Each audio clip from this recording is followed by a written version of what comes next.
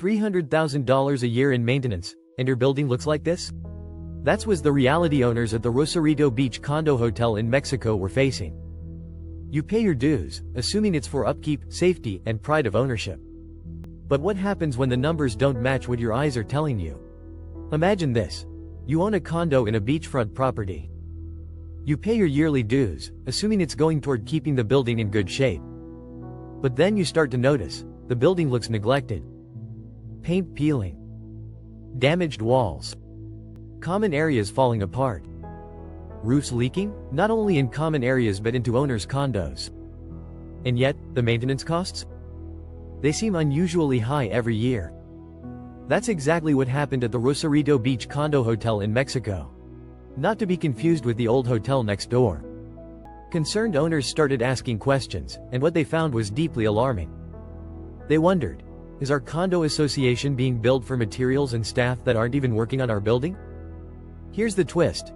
The Rosarito Beach Hotel, right next door, is the one in charge of managing the association under the company name Inversiones Rosarito SA de CV. They also rent out most of the 271 condo units and operate several other businesses. Conflict of interest? Possibly. Let's look at the maintenance employee costs, just for staff alone. The numbers from 2019 to 2024. Now based on those amounts, how many maintenance workers should they be seeing in action? Our estimates say anywhere between 3 to 4 full-time employees. And they did our homework. Owners spoke to former employees.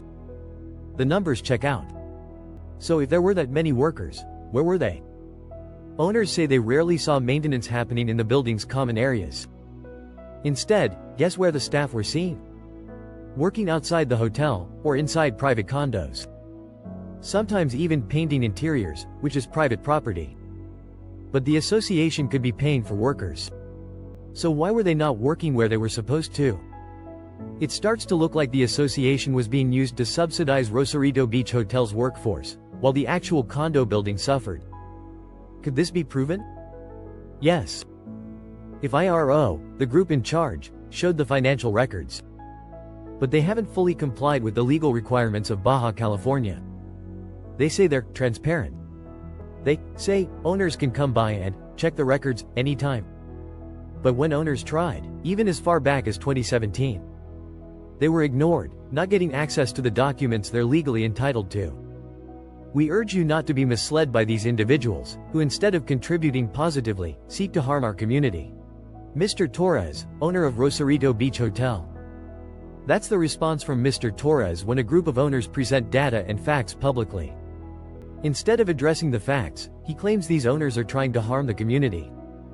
But ask yourself, is exposing financial mismanagement harm? Or is it accountability? So how much was the association charged for building materials and maintenance? Here are the numbers. That's close to $300,000 per year, just for materials and repair work. That doesn't include electricity, internet, or water and all the other expenses. Just the things meant to make the building look good. But here's the truth, it didn't look good. In 2023, the building was in poor condition. Here's an example. The roof had deteriorated so badly it resembled a waterbed. Owners had to complain just to get the hallways painted.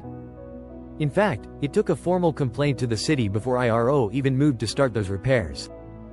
And let's not forget, in 2021, they billed owners an assessment of over $600,000 USD. And this is what they got with much delays. Shocking. So here's the question. If this much money was truly spent on maintenance and materials, why doesn't the building show it? Why were owners threatened with even more assessments in 2024 for basic repair requests, like the roof? An association is meant to have a reserve fund, but here, it feels like the reserve fund is coming straight from the owners' pockets. Were the owners imagining things? Were the guests wrong too? Or, is there something else going on here? The truth is, the owners have made efforts to review the books, but since IRO only provided a fraction of the data, even that limited information revealed, let's say, alarming discrepancies. Missing employees in action just as an example of many issues remaining to the building.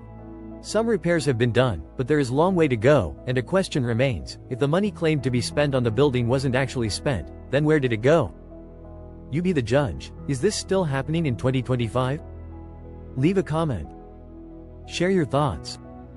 Let's shine a light on what's really happening at the Rosarito Beach Condo Hotel. After all, it's an iconic hotspot that can make or break the area's investment appeal. Transparency isn't just a promise, it's a legal obligation. And the owners deserve answers. Hit subscribe and stay with us. This story is far from over.